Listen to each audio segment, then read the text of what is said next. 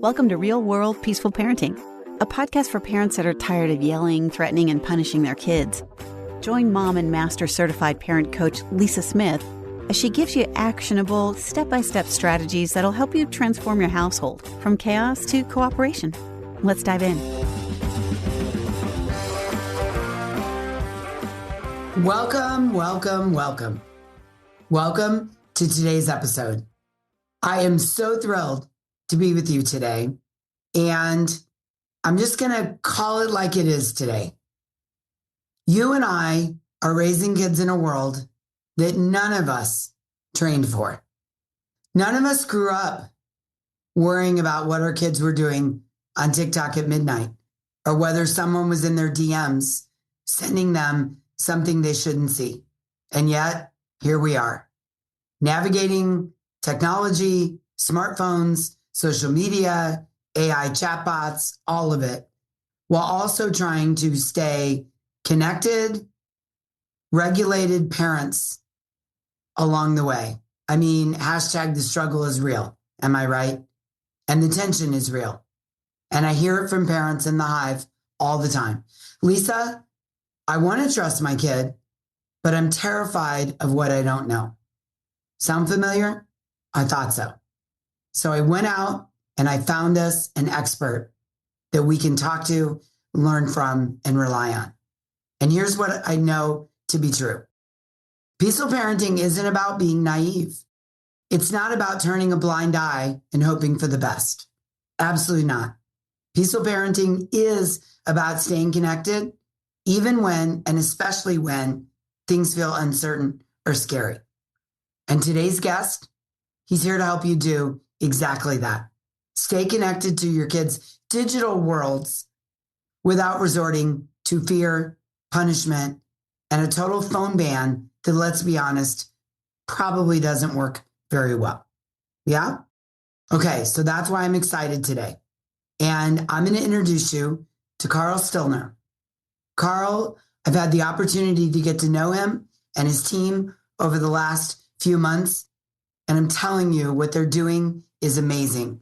Carl's the co-founder and CEO of Bright Canary. Say what? What? Lisa, Bright Canary. It's an AI-powered child safety app. Those words don't usually go together very often, AI-powered and child safety. Bright Canary is an AI-powered child safety app that helps parents, that helps you, yes, you, stay informed about what your kids are doing online. Bright Canary is going to help you monitor text messages, YouTube, Instagram, TikTok, Snapchat, Discord, AI apps, all on Apple devices, and send you real-time insight and alerts about your kids' activity. Pretty amazing, right? But here's what makes Carl different from other tech founders in this space. He's a dad first. Dad of a 14-year-old and 11-year-old. And he didn't build this app because he saw a business opportunity. He built it because he was sitting exactly where you are, wondering how to be present, informed, and connected in the digital age as a parent. Bright Canary has been featured in New York Times, NBC, ABC News, Fast Company, and USA Today. And after our conversation today, you'll understand why. So, Carl, welcome to the podcast. Thanks for having me, Lisa. I'm very excited to be here. Yeah, we're excited. Carl, before we talk about Bright Canary, let's start with you as a dad. Take us back to the moment when you realized the digital world was becoming a challenge in your household. What was happening with your kids? Yeah, so as you mentioned, Lisa, I'm the father of a 14-year-old and 11-year-old, two boys. And a few years ago, my co-founder, who I worked with at numerous other businesses in the past, who has twins that are now 16, we would often lament the fact that there weren't tools built for parenting in the digital age. The tools that existed were really around limiting and blocking, which there's certainly a role for, but that's not sufficient anymore. It's really about understanding the qualitative nature. And the big realization I had was this idea of keeping kids off devices is really antiquated. It's impossible. Kids have devices at school. They have them on the bus. They have them at their friend's house. You really can't expect to keep them off devices in general. And there's a huge difference between high quality and low quality engagement. So kids can be doing all kinds of really productive things online. Likewise, they can be doing all kinds of really horrible things online. And that nuance is what parents need to understand. So we saw an opportunity because we had kids and we realized they were going to be online, and just saying, hey, I'm turning it off at 11 p.m., which obviously parents should do, wasn't enough. You need to be able to say, hey, I see you're interested in this kind of thing. You're engaged in this kind of content. How can I explore that with you? How can I engage with you? Because being a parent is about being engaged with their interests and kind of helping usher in those curiosities and kind of encouraging them in many ways. And so that was the big wake up for us. Was we realized that just using a VPN to block access wasn't going to be something that was pragmatic or useful for parents in this current age. I love it. I as you know, big fan. And, further, if I'm giving my kid 1 to 2 hours or 3 on technology, but they're doing things during those 3 hours that could potentially take them in the wrong direction or create harmful thoughts or allow someone to approach them, we need to know that, right? Absolutely. I mean, there's all kinds of analogs here that exist. Jonathan Haidt brings up a lot of these in his book, The Anxious Generation, which I think should be required reading for any parent who has kids in this kind of target age range at this point. But he makes the point that there's kind of overparenting in the offline world and underparenting in the digital world. So parents are very informed about exactly where their kid is, what they're doing at the park, et cetera, but totally blind to what they're doing online. And arguably, you can get in a lot more trouble much faster online than you can in the physical world at this point. And so it's imperative. Parents need to have some understanding. It doesn't mean they need to monitor and understand everything their kid is doing. And we can get into the nuance of what age we think there's a transition from really being fully aware of everything your kid is doing to having more of a kind of a general idea. Because, an 11-year-old is vastly different than a 17-year-old in terms of their maturity and their privacy needs. Yes. But we believe that parents have to be more engaged than they have been. And I think, to your point earlier, this is all new. There's no wisdom that's been accumulated and passed down for generation after generation about parenting with these devices. These devices are new in the last 10, 15 years. And so parents are very flat-footed. So I think parents should feel that this is something new, and they shouldn't feel guilty about not having understanding because, again, this has come out of left field. But there are now hopefully tools that parents feel that they can trust and use to help parent in this way. Yes, and onboarding tools and support. So you feel like you have an army of people helping you achieve the goals. That's so important. I mean, I always say if you don't know how to stay calm and regulated when you're parenting, or you don't know how to set boundaries, or you don't know how to approach something, get help and support that you need. And that's, what I feel Bright Canary really offers. So I love how you describe Bright Canary as digital training wheels. Can you unpack that metaphor for our parents? Because as a peaceful parenting coach, the phrase really landed for me. Yeah. So one of the things that we reflected on when we were thinking about starting this business was the fact that there were all kinds of other tools for these major life events or milestones for kids. When a kid starts getting their driver's license, there's driver's ed, and there's all kinds of courses that kids take to prepare them to be responsible drivers. There's nothing like that for digital. And so you have kids that are being onboarded without any kind of real formalized support around how to become responsible digital citizens. And there's really a window of opportunity, right? When a kid's getting their first iPad or phone, 8, 9, 10, 11, it depends, of course, there's an opportunity for that parent to become a guide for that child and teach them how to be responsible digital citizens. And we actually hear from a lot of our parents that they want something better than they have for themselves with their kids, right? A lot of parents don't have a great relationship with digital because, again, it's come out of left field for them and they weren't taught how to deal with this. But they want something much better for their 10-year-old because they see how it can be a distraction machine, how it can create mental health issues. And so they are hoping and wishing and working towards something much better for their children. I love that. My son and I were just talking about this. Listeners, Malcolm's a junior in college, and I was visiting him recently and we were talking about technology. I was telling him about Bright Canary, and we were having this whole conversation about he got a cell phone, his first phone, when he was 13. And although it wasn't that long ago in the digital world, it was long ago, Carl. And we were talking about how when he got his first phone, Instagram, Snapchat, like none of these were around.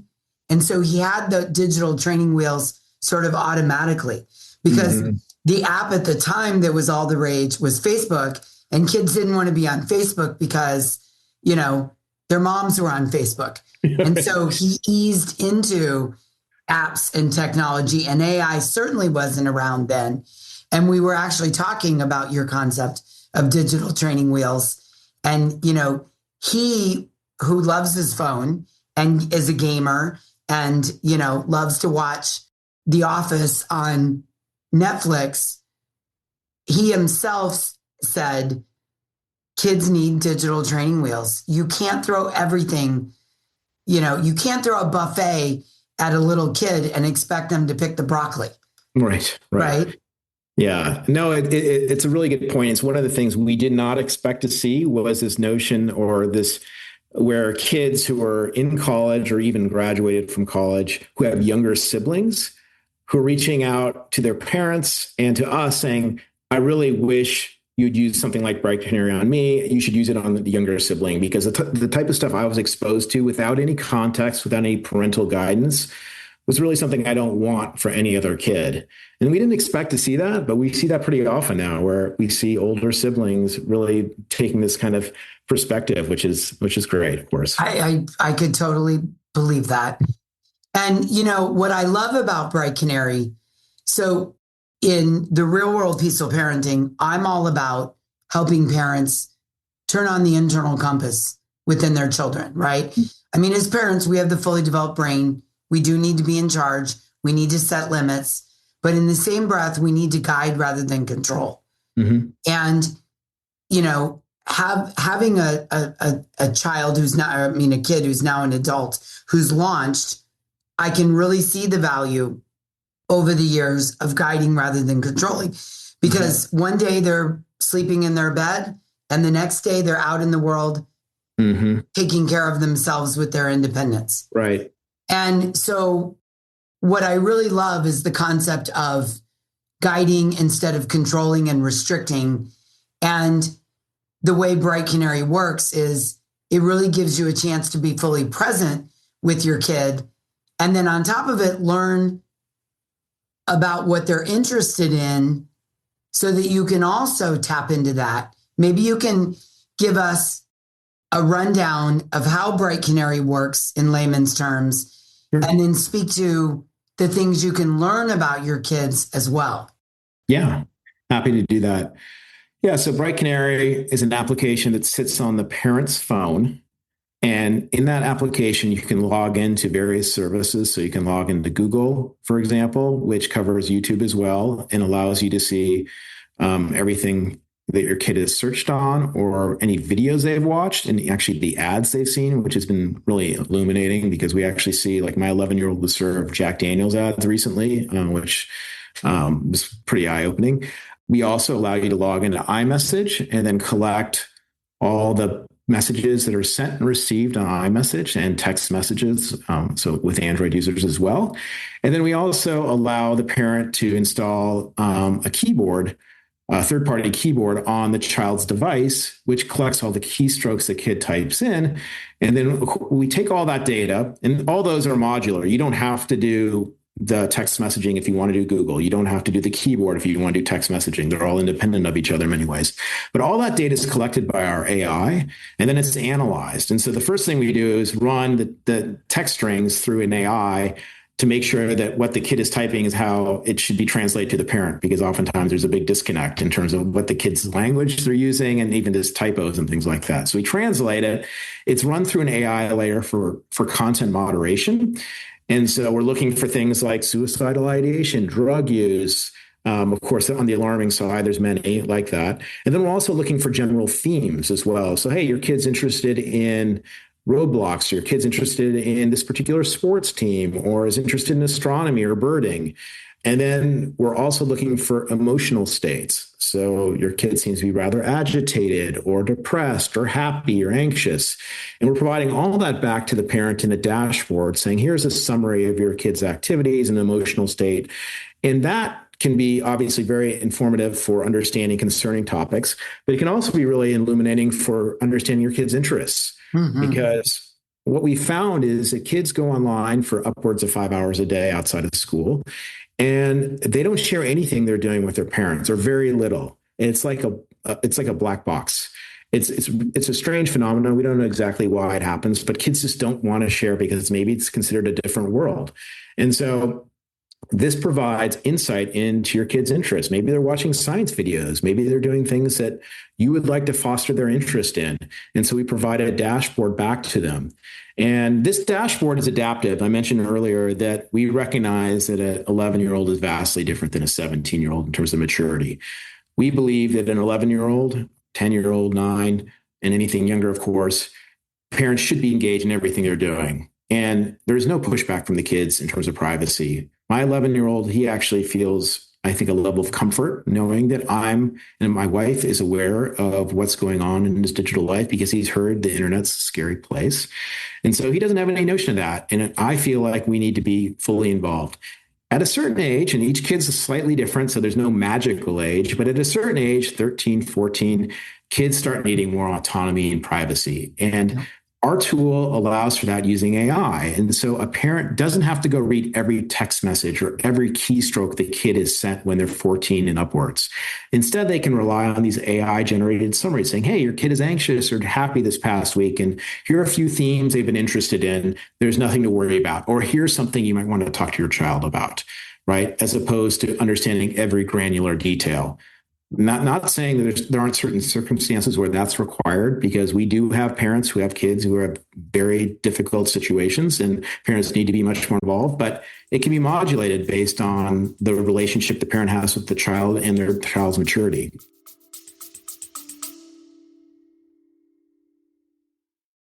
Okay, quick pause from today's episode because I'm dying to tell you about something coming up.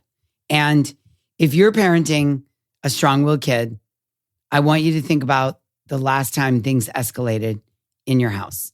Maybe it was over homework or screens or just getting out the door on time.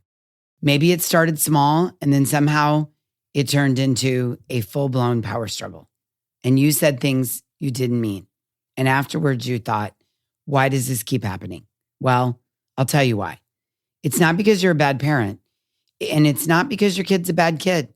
It's because the tools you're using weren't designed for a kid like yours. And once you have the right tools, everything changes. I promise. On April 22nd at 9 a.m. Pacific, 10 Mountain, 11 Central, and 12 p.m. Eastern Time, I'm teaching a free live class called Discipline Without Damage. How to get your strong-willed kid to listen without yelling, punishing, or losing your mind. Now, this class is for parents of strong-willed kids, toddlers to teens, who are done with the power struggles and ready for something that actually works. You'll leave our time together knowing exactly how to set calm, clear limits your kids can hear, how to stop getting dragged into arguments, and how to stay grounded even when they push every single button you have. So you can come and join us live or watch the replay, whichever works for you. But I want you to go right now to thepeacefulparent.com/class to save your seat. All right, back to the episode.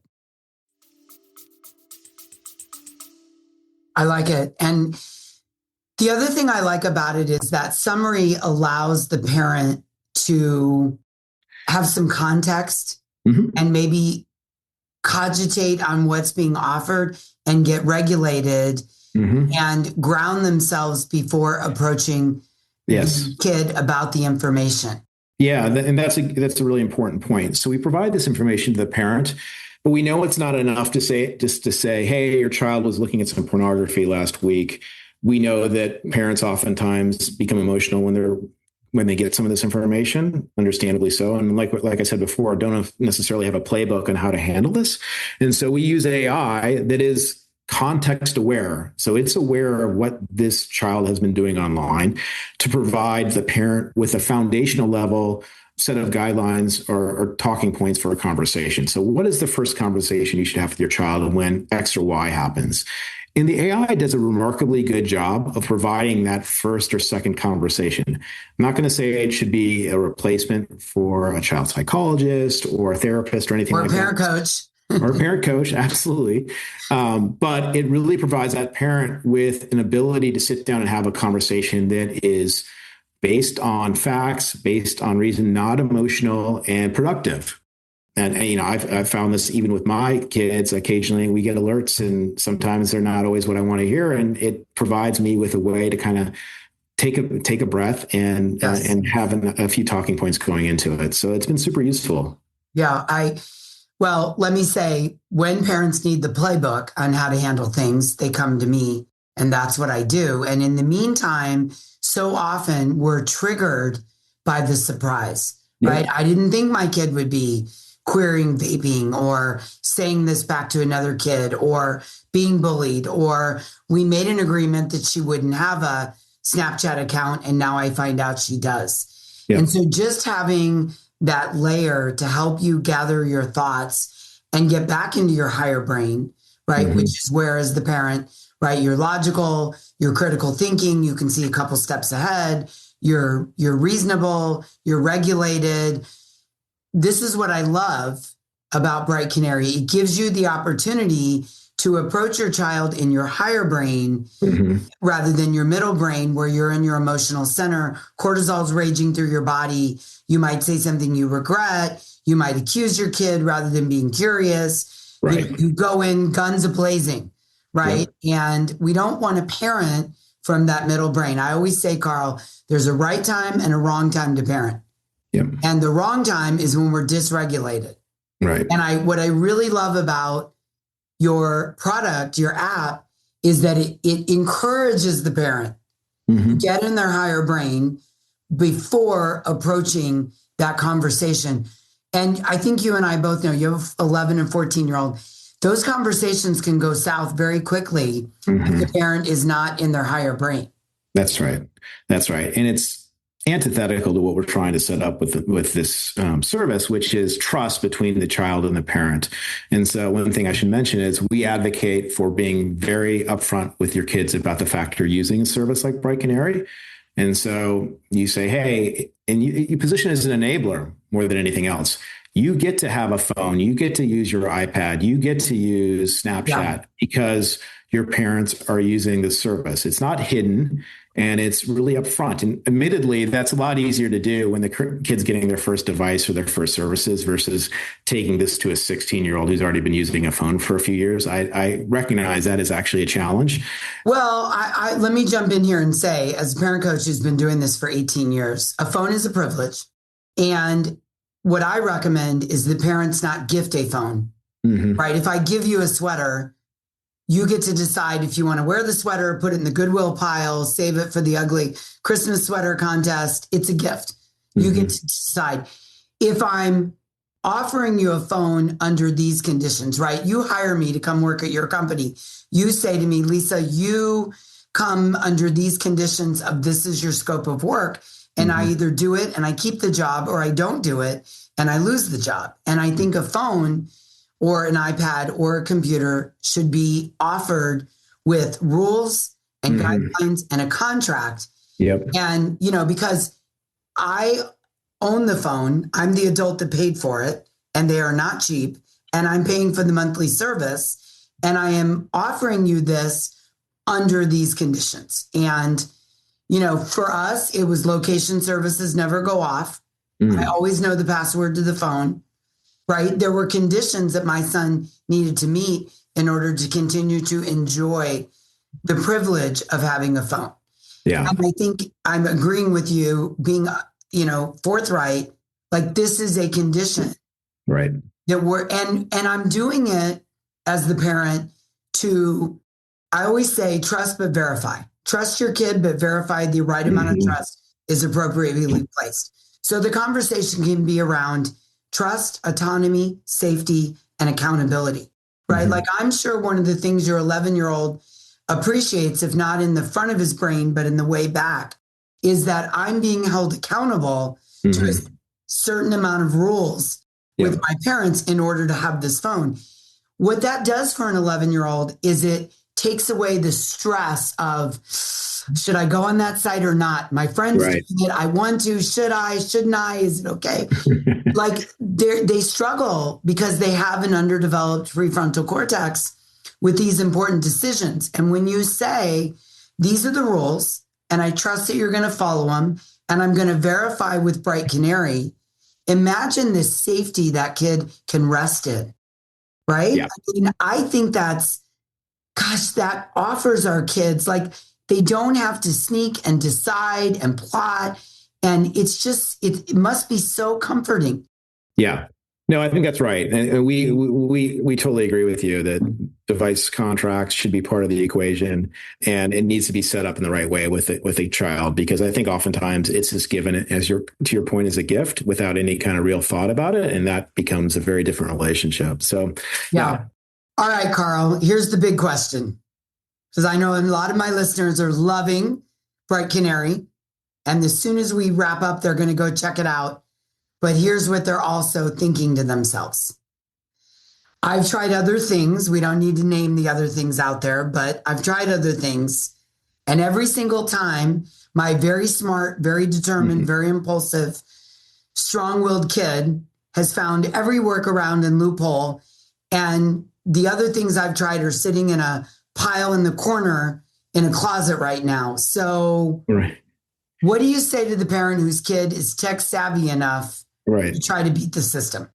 Yeah. So there's always going to be the super tech savvy kids that can figure out workarounds. Like it becomes a challenge for certain kids. We recognize that. And so I'm not going to present us or anyone as being 100% foolproof in that way. What we try and do in our application is provide information to parents to know if their kid is circumventing it. So if they've installed the keyboard, we'll let them know that the keyboard hasn't been used in 24 hours, for example, which is a pretty clear indication they're using the native keyboard as opposed to our keyboard.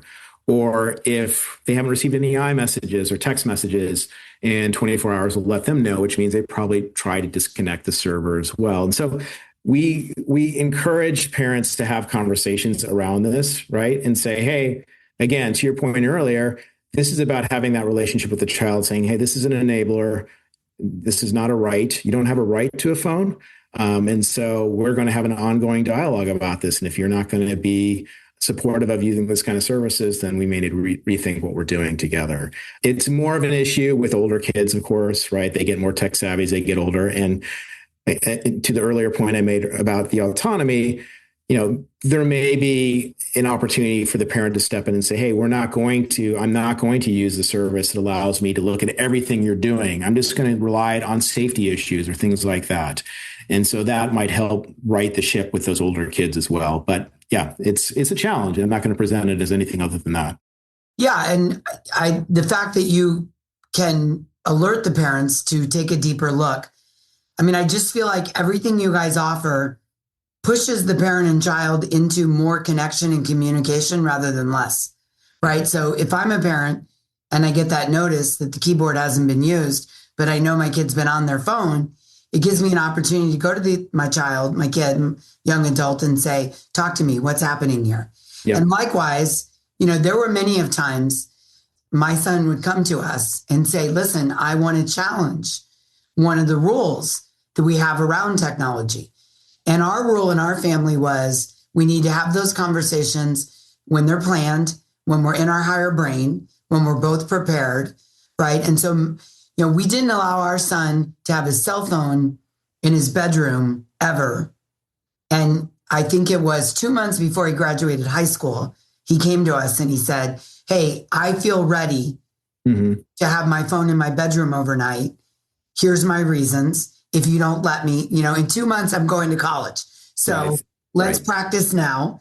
It seemed reasonable, right? Yep. They're, in junior high, the phone had to be put in the kitchen at 8:00. When we got to high school, he was like, hey, can we move it to 9? Right. So again, I think what Bright Canary gives the peaceful parent the opportunity to do is open the lines of communication because there's fact-based information coming your way rather than catastrophizing or assuming or hitting the 5-alarm bell or doing nothing, sticking your head in the sand. Right. No, that's right. Absolutely. Totally agree. Yeah. Speaking of that, tell us the story, if you will, when Bright Canary gave a parent information that opened up an important conversation. Yeah. So I can use my own experience. I have 2 kids, as I mentioned earlier. My older one recently, he had a friend whose dog died unexpectedly. This is in the past couple of weeks. And the dog was the kid was very close to the dog, and it was a pretty tough situation for the child. And my son was actually struggling with how to actually interact and kind of offer his condolences. This is not something he's had any experience with. And so it was a good opportunity for us to step in as parents and say, hey, this is how you comfort someone who's going through a grieving period. And that was all kind of informed by understanding what our son was going through with this other child at school. And then a little while ago, my younger one, we got an alert on the Bright Canary app saying that he was searching for drugs online. And so, of course, that raised all kinds of anxiety, and our cortisol levels spiked immediately. It ended up being a false AI flag, and we get those. So AI is not perfect. It's getting better all the time, remarkably fast. But what it picked up on was my son had been searching on what is the price of an ounce of californium. Californium, I guess, is the most expensive element in the world, I've learned since. But my son had an interest in the elements, and he was doing all kinds of Google searches on this. This is my 11-year-old. And so what became originally was this alarming alert that we received ended up being a topic of conversation that we had as a family about his interest in science and elements and californium in particular. So those are 2 real world examples that have happened both in the past month. And I don't want to represent that they happen every day, because they don't. Like, there'll be months where we don't get anything that is alarming, of course, but also in terms of informing of new interests of things like that. But when it does happen, it's extremely valuable for a parent to have. And you can get so much engagement with your child when you have that and you're armed with that tool. I couldn't agree more. Okay, can you share a message for the parent who's listening right now and they're feeling a little overwhelmed? They're inspired, but they're like, overwhelmed by the apps, the algorithms, the AI, all of it. Maybe, a mom that doesn't consider herself super high tech, or a busy family with lots of kids. And in the past, they have kind of stuck their head in the sand. And now, again, they're inspired, but they're sort of freaking out a little bit. Help them. What do you want them to hear?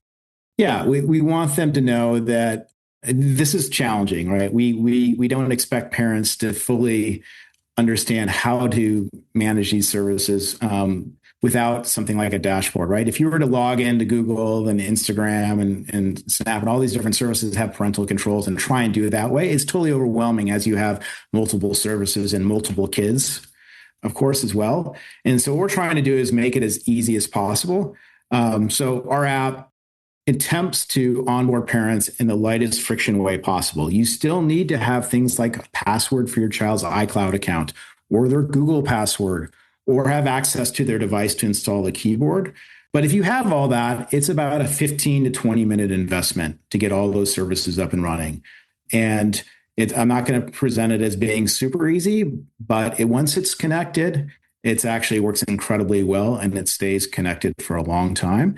And so the investment's really on the front end. So you need to have the passwords associated with the accounts you want, and you need to have possession of your child's device for that first setup. We have a free 7-day trial in our application in the App Store and iOS App Store currently. And so any parent can try it risk-free. After that, we have 2 different levels of service. And we have a $30 tier and we have a $100 a year tier. We also have a monthly option on the $100 a year tier. We also, I should mention, give free subscriptions to anyone who can't afford it. You just need to send us an email. It's very much part of our mission to make this available to anyone who can't afford it, who wants it. We also make it free for any mental health professionals and any educators as well. And so you can just email us and we'll give you a free code for that. I love it. I love it. Listener can tell you I've downloaded it. I've worked with it. I would not consider myself high tech. I'm medium to low tech. And I was able to work through the questions and get it configured So if you're at all curious about it, take Bright Canary up on the 7-day free offer. It's not an overwhelming system to get started with, I promise.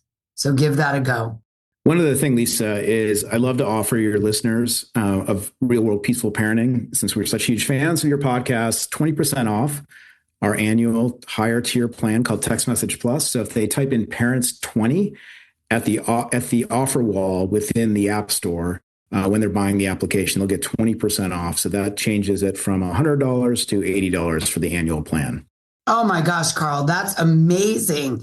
Did you hear that? You get 20% off just for being a Real World Peaceful Parenting listener. Carl, thank you. That's very generous and sweetens the pot and encourages the parent to jump in. So listener, don't delay. That's Parents 20. You put that in as the code and you'll get 20% off the annual plan. And that brings the price down from $100 to $80. Thank you, Carl. Our pleasure. Okay, last question, Carl. Tell the listener where they can find Bright Canary and what would you say to the parent that's on the fence about trying it? Yeah, so you can find Bright Canary in the Apple App Store, search on the term Bright Canary. And to anyone who's on the fence, again, we have a 7-day free trial, so there's no risk associated with it. Try, download it, set it up, and see how it works for a few days. And if you like it, great, continue. And if not, no issues, of course, as well. And the other thing I'd like to do is solicit feedback from parents. So if you do use the application and you have ideas, we're constantly evolving the platform. And we're a small early stage company. And so we listen to our customer feedback and we incorporate that into our roadmap pretty aggressively. So if you have ideas for what would be useful, please let us know. Awesome. Yeah. Real World Peaceful Parents have ideas. So I'm sure you're going to be hearing from people. Excellent. That's awesome. Okay. Thank you so much, Carl. I mean, this has just been awesome. You've given every parent listening something to think about and more importantly, something to act on. This work matters. And I'm thrilled to know you all at Bright Canary. And I'm thrilled to bring this technology to my listeners. And, on behalf of all the parents out there, thank you for doing this. It really matters. Thank you, Lisa. Appreciate it. Yeah. Okay, listener, take a breath with me for a second. What Carl just shared, it's not just about tech. This is about staying present in your child's world, even the parts of their world you can't physically see. And here's what I want you to hold on to from this conversation. Monitoring is not the opposite of trust. When you stay informed, whether it's through a tool like Bright Canary or through conversations you're having at the dinner table, you are being a connected parent. You're saying your world matters to me and I'm paying attention to you because I love you. That's peaceful parenting. That's power with, not power over. So here's your homework from today's episode. I've got 2 for you. Homework number 1, have a conversation with your kids this week about their digital life. Not to interrogate or lecture, but to be curious. Ask them, what's your favorite app right now? What do you love about it? Lead with interest, lead with connection, and see where the conversation goes. Resist the urge to turn it into a lecture once they've opened up, but just be curious. And homework number 2, visit Bright Canary. Take a look. There's a free trial, so there's no pressure, no judgment, just information, because you deserve to be an informed parent, and your kid deserves a parent who's paying attention. Now, here's the thing I want to leave you with. The online world can feel big and scary.